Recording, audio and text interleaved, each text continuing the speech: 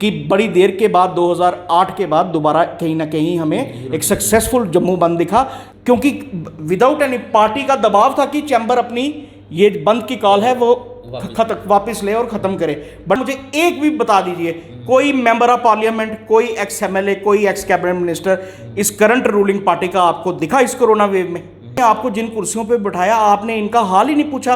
Corona wave में कितनी oxygen की कमी रही, कितनी महामारी रही। मतलब ये कहाँ, ये जो एक गैप देख रहे हैं कि पॉलिटिकल लीडरशिप का जो गैप है ना, ये खामियाजा भुगत रहा है हमारा जम्मू पूरा। ग्रास रूट लेवल की डेमोक्रेसी का सेटअप होना बड़ा ही ज़रूरी है। मैं फेवर में हूँ। मैं जल्द से जल्द अपील भी करता हूँ सेंट्रल गवर्नमेंट ऑफ इंडिया को कि जल्द से जल्द जम्मू कश्मीर में इलेक्शन कराए। क्या मतलब कोई गम हो जाए या कोई मतलब हेल्प की जरूरत पड़े तो हम समझे, आज हम समझते हैं किसके पास जाएं, किसके पास जाएं।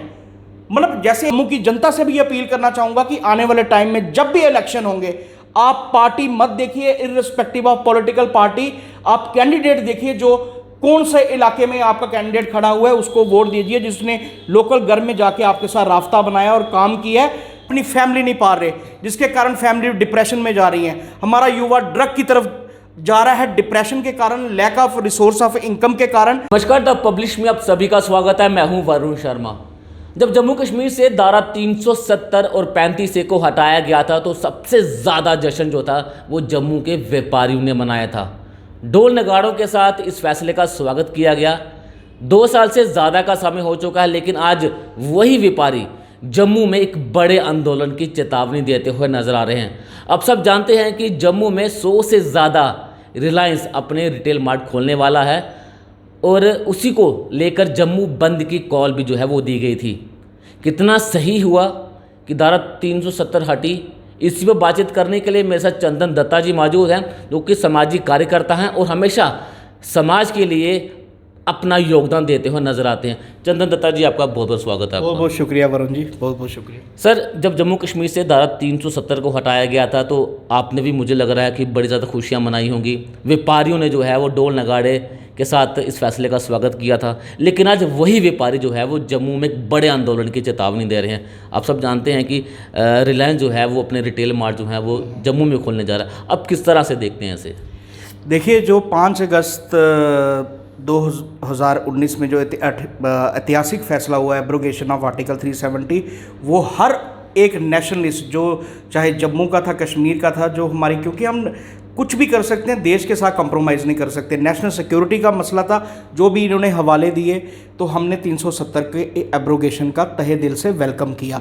बट उसके बाद कहीं ना कहीं जो इन्होंने वादे किए थे जम्मू कश्मीर की आवाम से, जनता से, चाहे वो एम्प्लॉयमेंट देने का हो, आज आप देखिए कहाँ गई वो 50,000 नौकरियाँ जो सत्यपाल मलिक जी। इस पे भी मैं आऊँगा, लेकिन पहले जो मैंने अभी आपने पूछा, मैं उसी पे आ रहा हूँ कि ये जितने भी फैसले इन्होंने लिए, अब हमें ये लग रहा है कि हम एक डिक्टोरियल पॉलिसी या फिर अथॉरिटेटिव, मतलब एक हिटलर प्रशासन के अंदर हैं।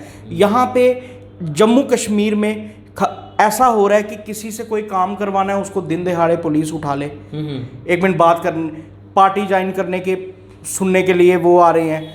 अब कहने का मतलब ये है कि आप देखिए, जैसे अभी हाल ही में एक, पता भी नहीं होता, रात होती है, सुबह आती है, जितनी भी बार्स हैं वो बंद हो जाती हैं। बट डेमोक्रेटिक देश है, हर एक बंदे को आज़ादी है।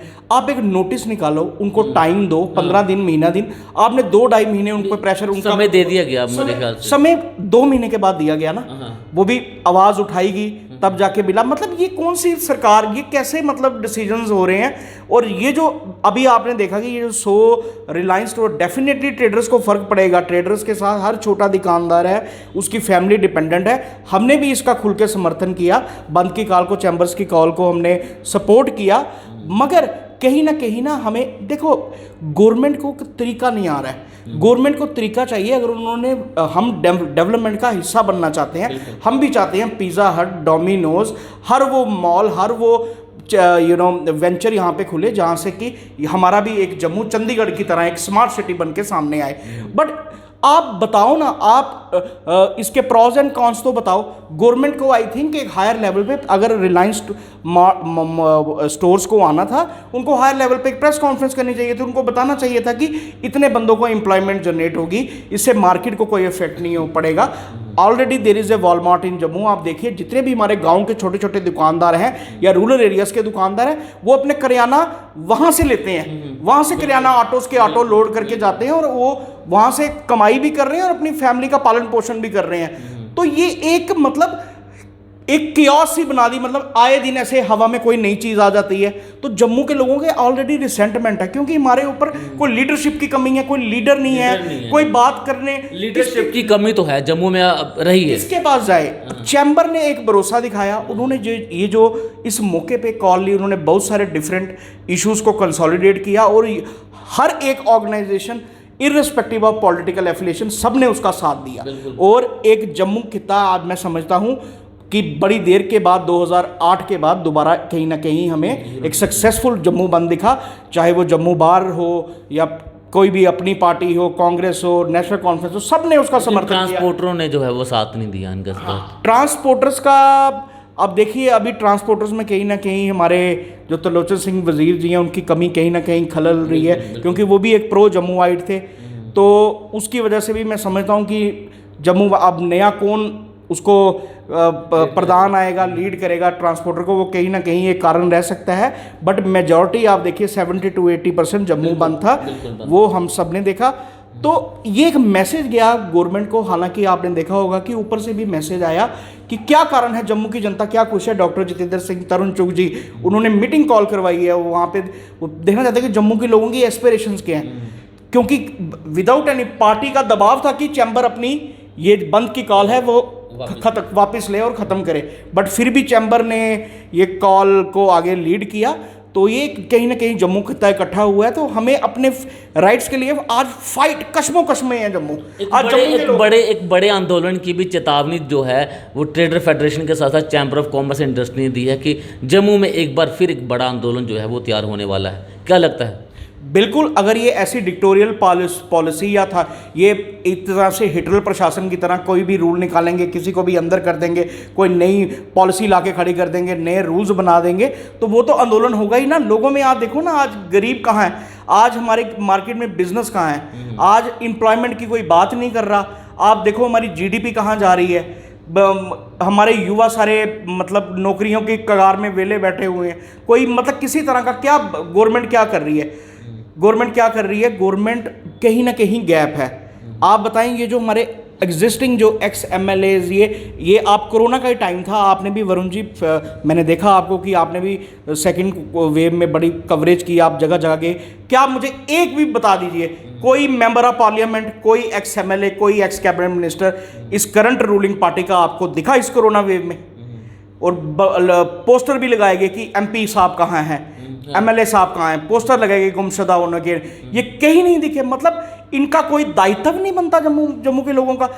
इन्हीं जम्मू के लोगों ने आपको जिन कुर्सियों पे बिठाया, आपने इनका हाल ही नहीं पूछा। कोरोना वेव में कितनी ऑक्सीजन की कमी रही, कितनी महामारी रही। मतलब ये कहाँ, ये जो एक गैप देख रहे हैं कि पॉलिटिकल लीडरशिप का जो गैप है ना, ये खामियाजा भुगत रहा है हमारा जम्मू पूरा। आपको लगता है कि जम्मू कश्मीर में जल्द से जल्द विधानसभा के चुनाव होने चाहिए ताकि जनता की आवाज़ कहीं ना कहीं जो है वो सरकार तक पहुंचे और जनता की जो दुख दर्द है वो सुने जाएं? क्योंकि जो प्रशासनिक अधिकारी, इनके पास तो समय ही नहीं है कि वो अपने जनता के साथ मुलाकात करें। वो देखिए, ग्रास रूट लेवल की डेमोक्रेसी का सेटअप होना बड़ा ही ज़रूरी है। मैं फेवर में हूँ। मैं जल्द से जल्द अपील भी करता हूँ सेंट्रल गवर्नमेंट ऑफ इंडिया को कि जल्द से जल्द जम्मू कश्मीर में इलेक्शन कराए, क्योंकि बहुत ज़्यादा, क्योंकि ये वैक्यूम और ये गुबार इतना बढ़ गया है ना इन एग्जिस्टिंग लोगों की वजह से। मैं नहीं कहता कि पार्टी की कोई इसमें कोई कमी है, या सेंट्रल गवर्नमेंट हर वो संभव प्रयास कर रही है, प्लानिंग में कोई कमी नहीं है, पॉलिसीज़ में कोई कमी नहीं है, बट यहाँ पे ये एग्जीक्यूट नहीं करवा पा रहे। इनकी जनता के साथ कनेक्टिविटी नहीं है वरुण जी। ये जनता के साथ जो एक लीडर की कनेक्टिविटी होती है, जिनके साथ लीडर चलता है, जनता मतलब कोई गम हो जाए या कोई मतलब हेल्प की जरूरत पड़े तो हम समझे, आज हम समझते हैं किसके पास जाएं, किसके पास जाएं। मतलब जैसे एक मोदी साहब है, देश के लिए बड़ा अच्छा काम कर रहे हैं, बट अगर कोई सड़क की निर्माण करना है या फिर कोई प्रॉब्लम में है कोई रीजन, तो हम मोदी साहब तक तो अप्रोच नहीं कर सकते, हम सोच नहीं सकते। ऐसे में आज जम्मू पूरे खित्ते में ऐसी सोच लोगों के दिमागों में आ गई है कि जाएं कहाँ अपना सर पटके, क्योंकि ये लोग तो बेच चुके हैं। जम्मू की जनता का मैंडेट इन्होंने बेच दिया है। और इनमें मैं शुरू से कहता आया हूं, इनमें वो कैपेसिटी, वो एफिशिएंसी ही नहीं है कि ये जम्मू की जनता का जो बार है वो अपने कंधों पे उठा सके। As simple as that. और जम्मू की जनता से भी अपील करना चाहूंगा कि आने वाले टाइम में जब भी इलेक्शन होंगे, आप पार्टी मत देखिए, इर्रिस्पेक्टिव ऑफ पॉलिटिकल पार्टी, आप कैंडिडेट देखिए जो कौन से इलाके में आपका कैंडिडेट खड़ा हुआ है, उसको वोट दीजिए। जिसने लोकल घर में जाके आपके साथ राफ्ता बनाया और काम किया है, वही कैंडिडेट आपको एक मतलब अच्छी दिशा में लेके जाएगा और इस सोसाइटी का देखभाल करेगा। बाकी आप देखो, यहाँ से कोई किश्तवाड़ से उठ के आके यहाँ पे इलेक्शन लड़ देता है, पार्टी उसको यहाँ से मैंडेट देती है, बन जाते वो कैबिनेट मिनिस्टर हैं, तो बैठ जाते किश्तवाड़ में, अपने रीजन में है, तो यहाँ के लोगों का बुरा हाल हो जाता है।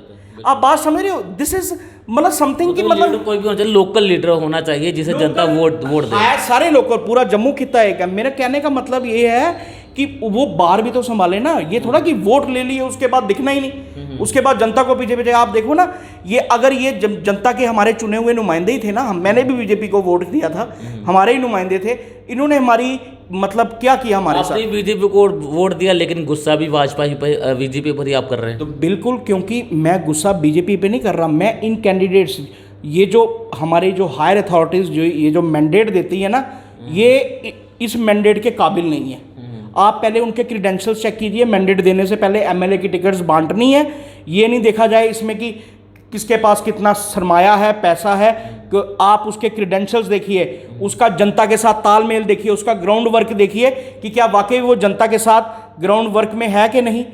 कहीं से ऊपर से उठ के आके, हाई लॉबी से उठ के आके वो आके जनता के सिर पे बैठ जाए, तो फिर ये वैक्यूम दोबारा क्रिएट होगा और जम्मू की जनता दोबारा सफ़र करेगी। इन 2 सालों में आप जम्मू कश्मीर को किस तरफ देख रहे हैं कि क्या जम्मू कश्मीर तरक्की के राह पर जा रहा है इन 2 सालों में, जब से जम्मू कश्मीर से धारा 370 और 35 को हटाया गया है? भाजपा तो कह रही है कि जम्मू कश्मीर जो है एक नई राह पर जा रहा है, नया कश्मीर देखने को मिल रहा है। आप किस तरह से देखते हैं इन 2 सालों को? देखिए, मुझे तो, मैं सच बात कहूँगा, ऐसा मुझे कोई अभी तक कुछ दिखा नहीं है। हाँ, मिलिटेंसी में देख लीजिए, उसमें ज़रूर गिरावट आई है, बट आप उसके बाद देखिए हमारे मिलिटेंसी में गिरावट आई है। बिल्कुल बिल्कुल आई है, मिलिटेंसी में गिरावट आई है। बट द थिंग इज़ कि उस मिलिटेंसी के अलावा आप ये भी देखिए कि हमारे कितने मार्टियर्स शहीद भी हो रहे हैं, चाहे वो जम्मू कश्मीर पुलिस से हों, आर्मी से हो, सीआरपीएफ से हों। बट कहीं ना कहीं जो एग्जिस्टिंग जो जितने भी ये मिलिटेंट ग्रुप्स थे, उनके जो सरगनाओं को खोद के निकाला गया। और मैं जम्मू कश्मीर पुलिस की इसमें सराहना करूंगा कि उन्होंने वो कहीं ना कहीं, खैर ये सेंटर का प्रेरोगेटिव है, बट एक आम आदमी को वरुण जी क्या चाहिए? उसको चाहिए नौकरी, उसको चाहिए घर, रोटी, कपड़ा और मकान, और अच्छी सड़क, बस, और बिजली और पानी। बिल्कुल सही बात बोली। ये बस 5 चीज़ें चाहिए ना। ये जम्मू कश्मीर की सरकार अभी आप देख लो, स्मार्ट मीटर्स की बात कर रहे हैं। जम्मू में ही, पूरे हिंदुस्तान में जम्मू में ही स्मार्ट मीटर्स लगेंगे। आज जम्मू के युवाओं के पास रोजगार नहीं है, अपनी फैमिली नहीं पाल रहे, जिसके कारण फैमिली डिप्रेशन में जा रही है। हमारा युवा ड्रग की तरफ जा रहा है, डिप्रेशन के कारण, lack of resource of income के कारण।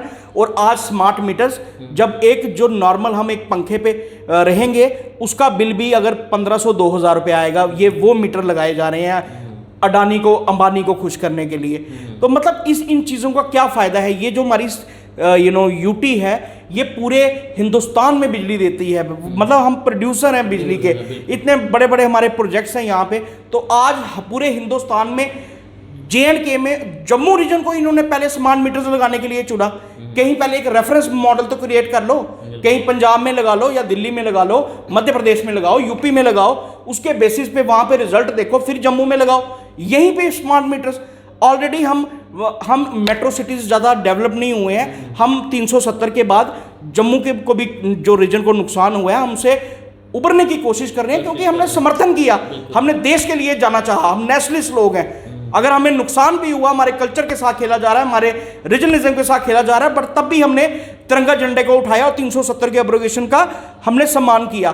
But not at the verge of these things. बिल्कुल, ये कहीं ना कहीं हमारी फीलिंग्स को हर्ट किया जा रहा है। एक आखिरी सवाल मैं आपसे ये पूछना चाहूँगा, देश के प्रधानमंत्री नरेंद्र मोदी जी ने ये ऐलान किया है कि जम्मू कश्मीर में जल्द विधानसभा के चुनाव करवाए जाएंगे। उसकी तैयारी भी जो है वो लगभग पूरी हो चुकी है।